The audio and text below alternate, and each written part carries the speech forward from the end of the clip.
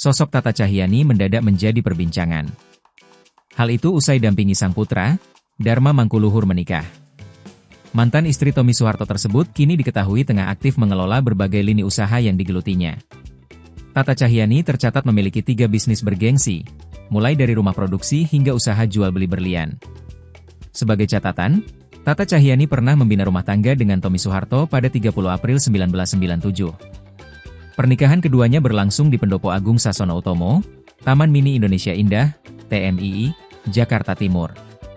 Kala itu, momen pernikahan mereka menjadi sorotan luas, tak hanya media nasional, tetapi juga internasional. Dari pernikahan tersebut, Tommy dan Tata dikaruniai 2 orang anak. Kedua buah hati mereka diberi nama Dharma Mangkuluhur Hutomo dan Radiana Gayanti Utami. Namun, biduk rumah tangga keduanya tidak bertahan lama. Tommy Soeharto dan Tata Cahyani resmi mengakhiri pernikahan pada September 2006. Saat ini, diketahui Tata Cahyani fokus menjalankan 3 usaha. Ibunda Dharma Mangkuluhur ini mendirikan studio pilates yang berlokasi di Jakarta Selatan. Tepatnya berada di kawasan Crumblek Rewu, SCBD. Usaha kedua yang digeluti Tata Cahyani adalah rumah produksi.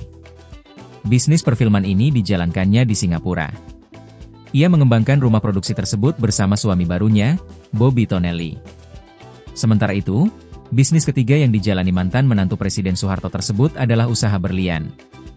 Selain olahraga dan perfilman, Tata juga terjun ke sektor perhiasan mewah. Ia membangun bisnis private luxury retail bersama seorang rekannya. Usaha tersebut diberi nama Diamond Addiction. Dalam bisnis ini, Tata menjual berbagai berlian kelas dunia, seperti Noah Barcelona asal Spanyol dan Scarcelli Diamonds dari New York.